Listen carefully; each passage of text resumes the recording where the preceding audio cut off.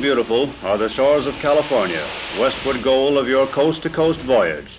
Here, the broad Pacific purls and pulses on the sunny frontier of America, a region that harbors between its outward barrier of rock and strand and its far-flung Blue Mountain ranges the vast natural resources, the fruitful acres, and the million homes of a young and mighty commonwealth.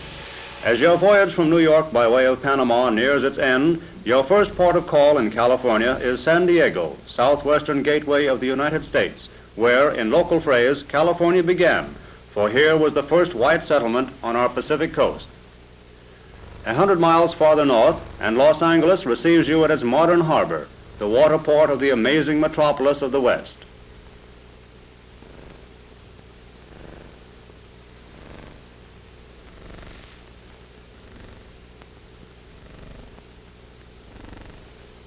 Los Angeles, once a tiny Spanish village, now numbers more than 1.25 million inhabitants. Its area is great. Its public buildings, including the white marble towered City Hall, are many and substantial.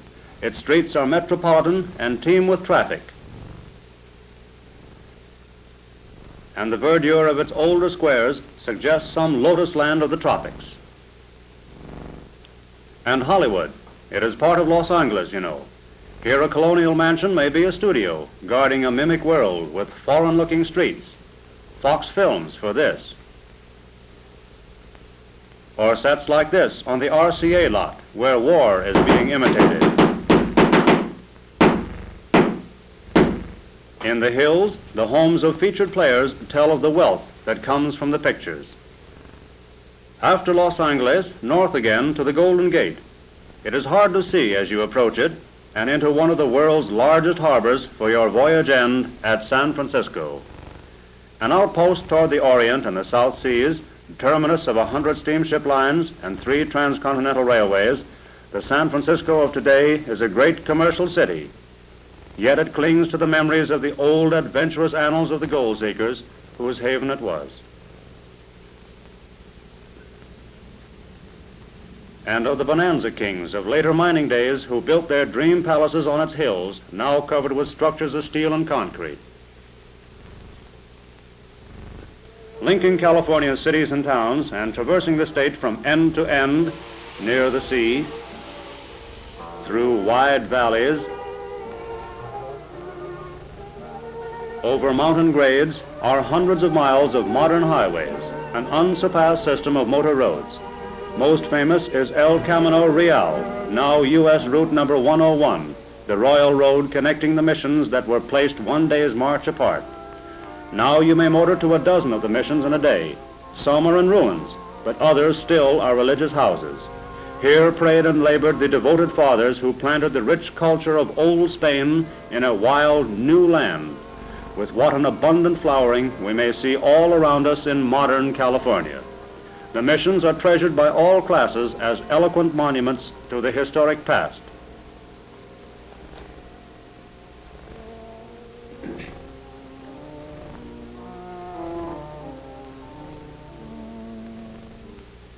So also are the adobe homes of the landed gentry, houses built from the soil itself.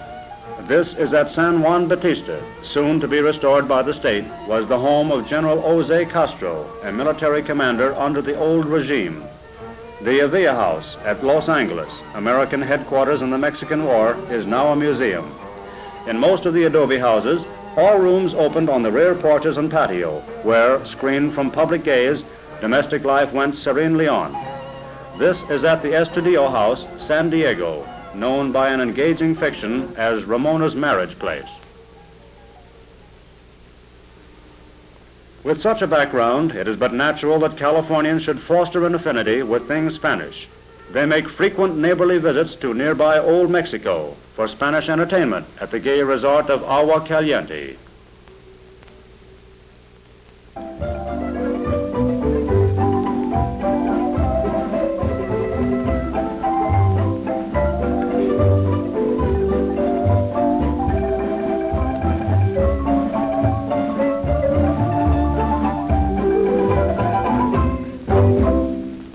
But Californians find broad touches of foreign color at home.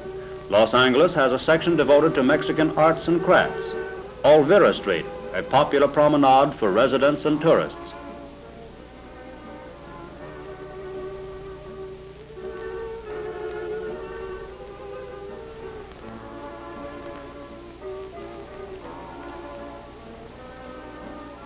And the odor of its sidewalk kitchens, well. San Francisco has the largest Chinese colony outside of Asia, where Oriental life adapts itself to an American setting.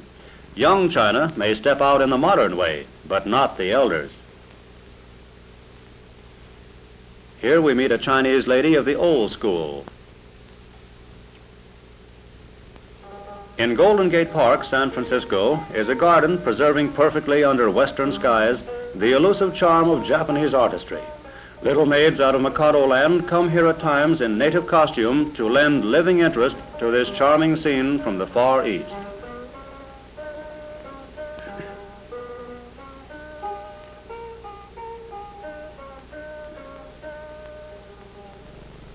Go into the country and you find beauty everywhere. In blossom time, beginning in February, the valleys are a fairy-like world. For lo, the winter has passed. The rain is over and gone. The flowers appear upon the earth. The time of the singing of birds is come. Less soft, but no less appealing, is the broader canvas of California's great natural beauties. The hills, rock-ribbed and ancient as the sun. The vales lying in pensive quietness between. In the sequoia groves, high among the Sierras, are the world's oldest living things, giant trees that here spread their dark branches to the sun 1,000 years before Christ walked among men. Most impressive of all the scenic treasures of California is that great mile-deep fissure in the mountains, worn in solid granite by running waters, the Yosemite Valley. The national government cares for the reservation and welcomes the tourist.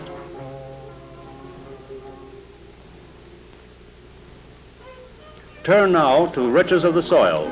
Since 1848, gold worth $1,900 million has come out of California's mines. The state's yield is now about 12 millions a year, and prospectors still seek their fortunes beside its mountain streams. Vastly richer is the liquid black gold that flows from California's oil wells, yielding $400 million a year. And there are the living gold mines, the orange and lemon groves of the state, whose fruit is worth $90 million a year. Natural conditions favor the grower, who may stand in winter in the warm sunshine of his sheltered valley and see upon the mountains the snow that ensures his next season's water supply. Many people envy the orange grower, and who would not? Yet he has no monopoly on sunshine and outdoor life. Californians, whatever their work, are outdoor people. Horses play a large part in their recreation. Polo flourishes, and by no means is considered exclusively a sport for the rich. Golfers find no happier land. Believe it or not, these are winter scenes. Some of the country's best championship courses are here.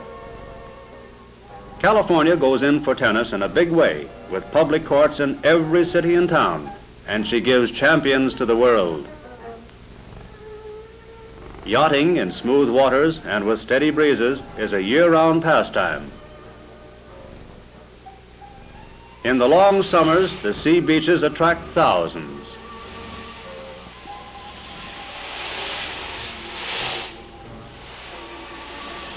While in winter, the wide, luminous deserts of Southern California, with their soft skies and tonic air and their luxurious tourist resorts, draw visitors from far and near.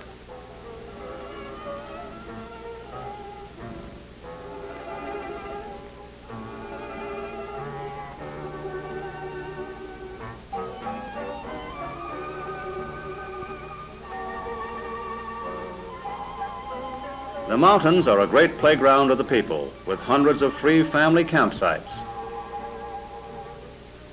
and streams and pools for fishermen, where the largest trout doesn't always get away.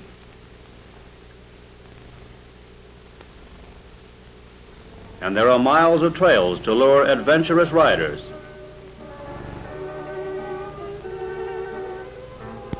So speed the hours until daylight wanes. Now fades the glimmering landscape on the sight.